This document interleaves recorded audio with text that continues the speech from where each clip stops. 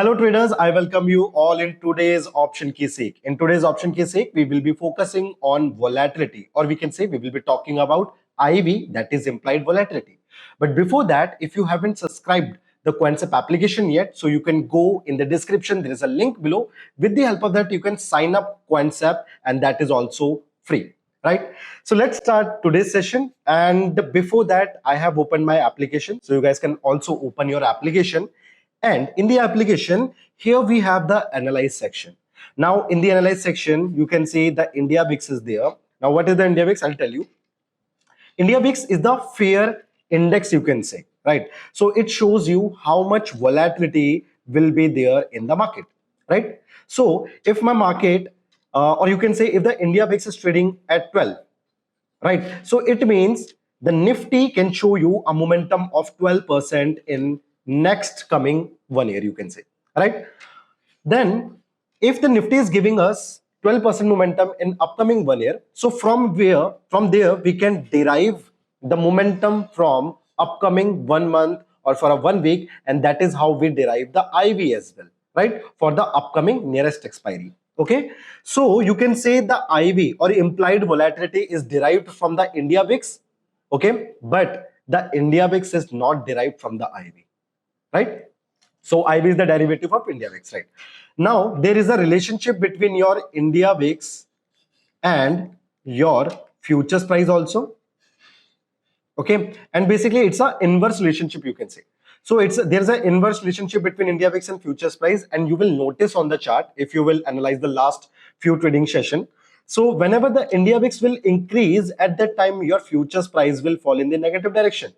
Why? Because there is fear in the market, and the India VIX shows you the fear. It is a fear index. So whenever the India VIX will increase, generally your futures price falls down, right? So that is the inverse relationship between your India VIX and future. Now let's talk about the IV now.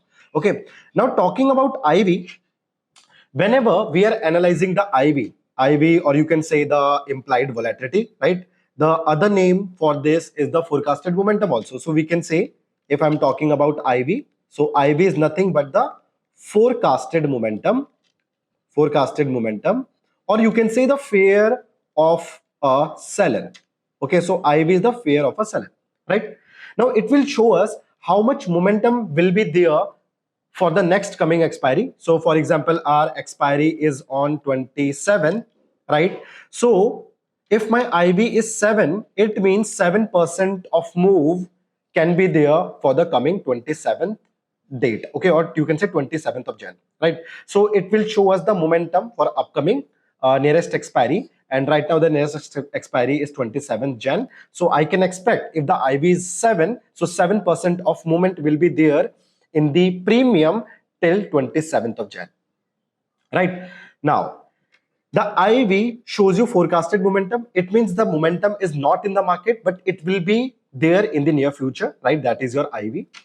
When we're talking about IV, and there are few parameters with the help of which we can analyze this IV. For example, if my IV is trading at 24 today, right, and I wanted to know if this IV is good, or I can go and I can short this IV, or I can buy this IV. So for that, I need to know what is the implied volatility percentile or implied volatility ranking for this particular IV, right?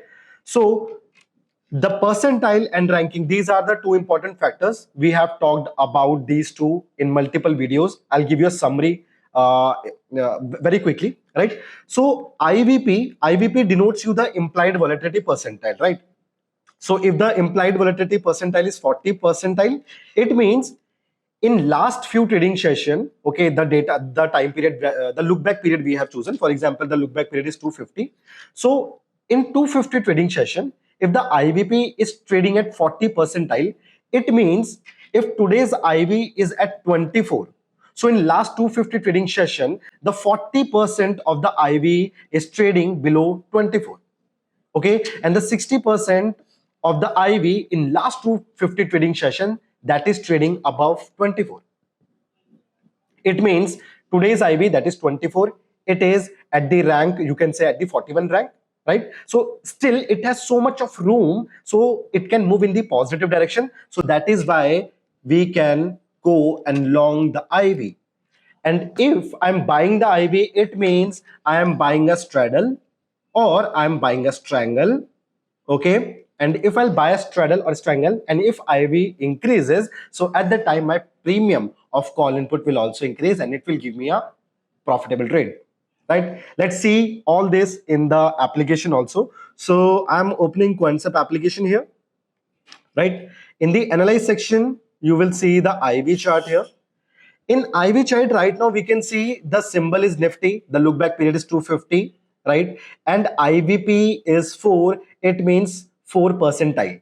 So today the IV is 8.32. So if the IV is 8.32, it means only 4% of the IV is trading below 8.32. Otherwise, the 96% of the IV always trades above the level of 8.32, right? It means right now the IV is trading at a very lower zone. And there is one more property of IV.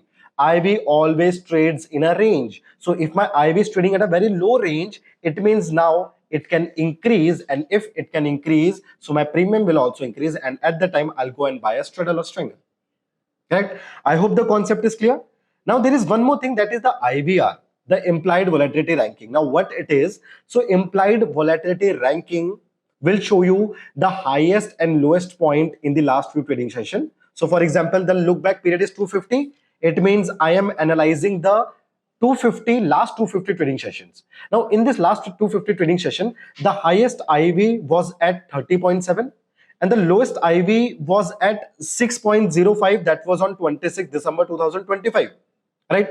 So these are the minimum and maximum IV in last 250 trading sessions.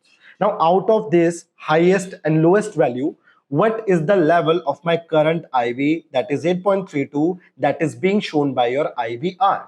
So if my IVR is 9.2, it means comparing to the highest and lowest, it is standing at the rank of 9. And the ranking is showing me it is at a very low rank, and that is why I'm expecting that the IV can increase, right? Because it always trades in a range. And that is why if I'm making any strategy, if I'm making any trades, so I should go and I should focus on debit strategy. It means I should buy heavy, not sell heavy. Now friends, we do have a scanner for this volatility also, and you guys can find that model in our tool section. So in the tool section, we have a vol trader here. Vol trader will give you the idea of volatility for multiple stocks.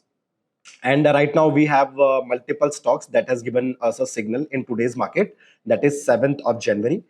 We can see Fin Nifty. In Fin Nifty, it gave us a signal of long volatility, PB, that is probable buy. It means we can go and we can buy the volatility, or we can just go and long the volatility of Fin Nifty, right?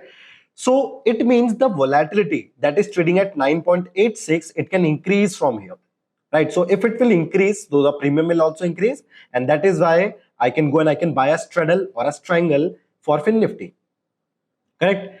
Then we can see the Exide industry, the second signal we have here, and the signal is of short volatility PS. It means probable sell, right?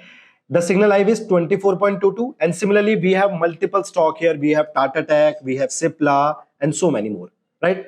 Now let's pick a stock. So I'll go with the Cipla here. The Cipla, we got a reading of short volatility, PS, probable sell.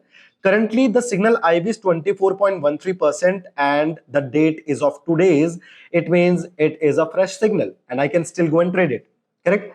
Now let's see if Cipla has a good volatility that we can short or not. So for that, I'm going in analyze section. Let's open the IV chart again, and this time we will fetch Cipla here. Okay. Now in Cipla, if you will see the implied volatility, so right now it is trading at 23.99, right? Now looking at the IVP, you can see it is 72.4. It means 72% of the times the IV trades below 23.99, right?